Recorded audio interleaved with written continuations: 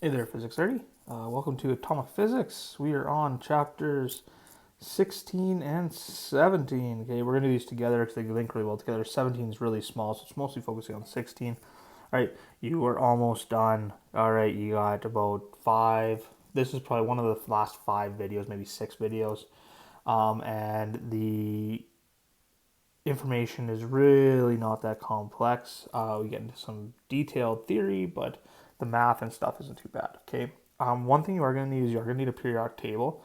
I'm going to share. I'll find a link to a decent one online that you guys can look at. But I do recommend that you guys download one on your phone and periodic table, especially if you're going to take chemistry next year. Anyways, having one of those available is really good. So make sure you do your anticipation guide. A lot of this is theory. That's going to be kind of important idea.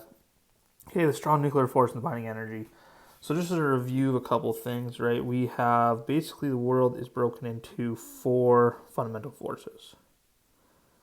Okay, the 4 fundamental forces are we have our gravity, right? We have our electromagnetism, and then we have the strong nuclear force and the weak nuclear force. Okay, and so we've already learned about these two, gravity, electromagnetism, and now we're going to get into the strong nuclear force and kind of really what it is and how it works. All right, so you should have a good understanding of that as you read. So a few things about the periodic table as well. Periodic table, Mendeleev started organizing it. Becquerel was the one that kind of finished it. All right, so we have Becquerel and Rutherford and this concept of radioactivity and protons. Okay, and Moseley kind of discovered the charge and a few things like these guys all kind of contributed. But what it leads to is the modern understanding is that we have an atom, electrons circulate a central nucleus. The central nucleus is made up of neutrons and protons, and the electrons go to the outside. Okay, and then we can organize elements based on how many protons they have. All right, so the general rule is that elements have the same number of protons as they do neutrons, right? That's the general rule. And that works up until about iron, right? Once we get past iron, you're usually going to start to see more neutrons than protons, all right? But how it works is we have hydrogen. Hydrogen is number 1. That means how many protons does it have? 1. If it's neutral, it has 1. Um, if it's neutral, it has 1 electron as well, right? Then I go from 1 to 2. So 2's over here, right? So we always read it like a book, all the way across, then back down, right? Number 2 here has 2 protons, right, and 2 neutrons. Hydrogen is special. It doesn't have any neutrons, right? But helium here has 2 neutrons. All right. And so what we're going to do here, since we have 2 neutrons, then we can't keep going here. 2 protons, then 3 protons, 4 protons, 5 protons, 6 protons, 7 protons, 8 protons. So what makes carbon carbon is that it has 6 protons. What makes nitrogen nitrogen is that it has 7 protons. Right, you can see that on the top left, that's how much it is. Okay. The other thing you should note is that the atomic weight, right, the atomic weight is this 1.01, 4.003, 12.01, 28.09. Okay, that's the atomic weight, which we can convert as well to kilograms and stuff like that. All right.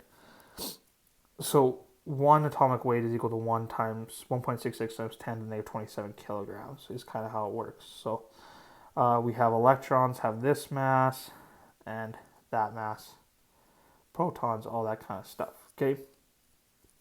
And you should recognize this number a little bit. Okay, and we'll kind of see. I think that's the right number. Maybe I'm wrong. All right, I think that's yeah. Never mind. Forget that. Okay, we have this here, right? Charge on protons and electrons is the same.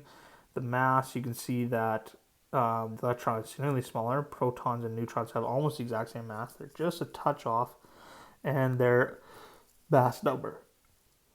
Okay, so an example you'll see is you're going to see on the diploma exam, not your diploma, but on a diploma exam, you would see, an element has an atomic mass of 2.0131 U. What is that in kilograms? So you take that number, times by the conversion factor, and it'll give you your mass in kilograms, right?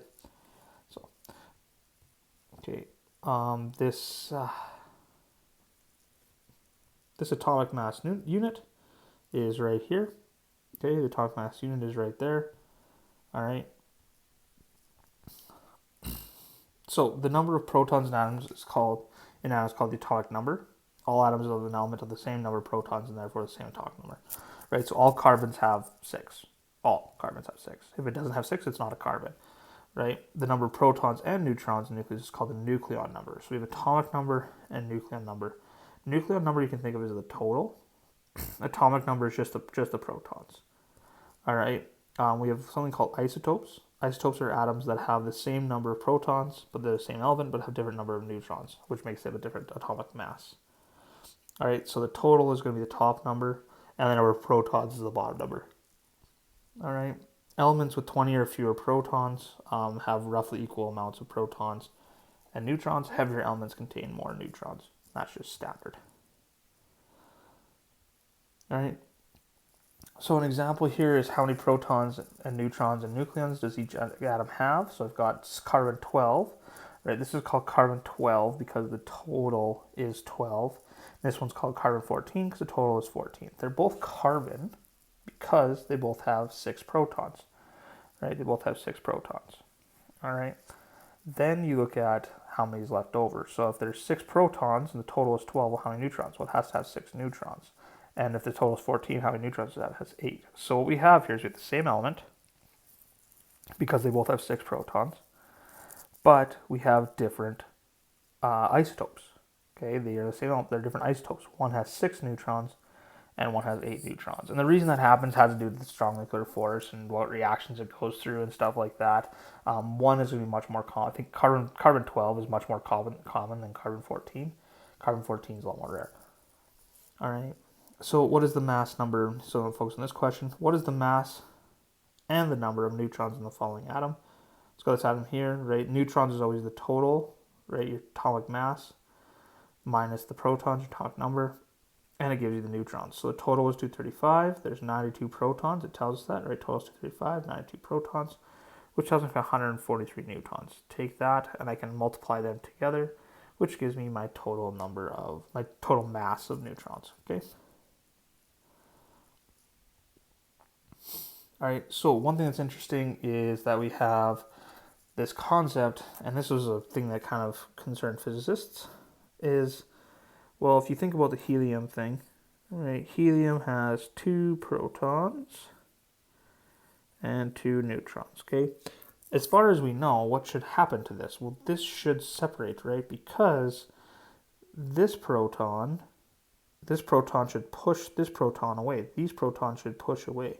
But for some reason, they don't. And the reason they don't is that there's actually a force, a really, really strong force. Let's use this. Really strong force that is pulling them in. Okay, there's a really strong force that's pulling them in, right? So it's pulling them in very strong. I like that. That's good. You can't get much stronger than that. All right. And it overpowers this electromagnetic force once it gets to the certain smallness. All right. So this video here, you guys, this is another physics teacher.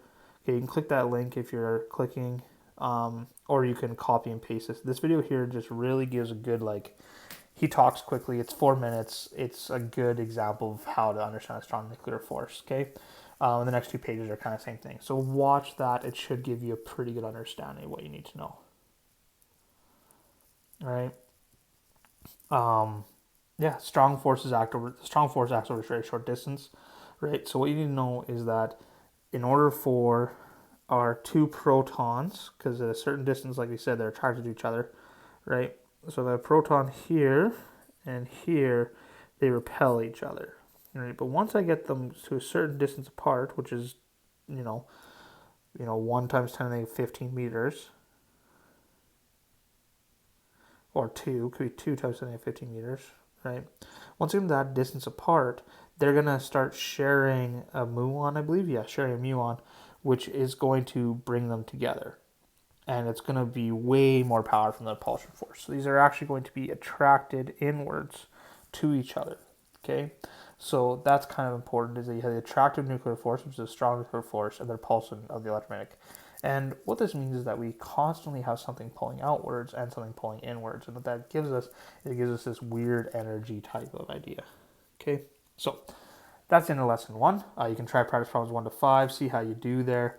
All right. I will, when I upload this video, I'll upload a link to a good um, periodic table you can use, so that you don't have to worry about that. Okay. One thing to take note of is that we have a huge chunk of vocabulary. Okay. That's going to happen for the next lesson. So make sure you read through it. The next lesson is going to be really long. Sorry. Okay. Have a good one.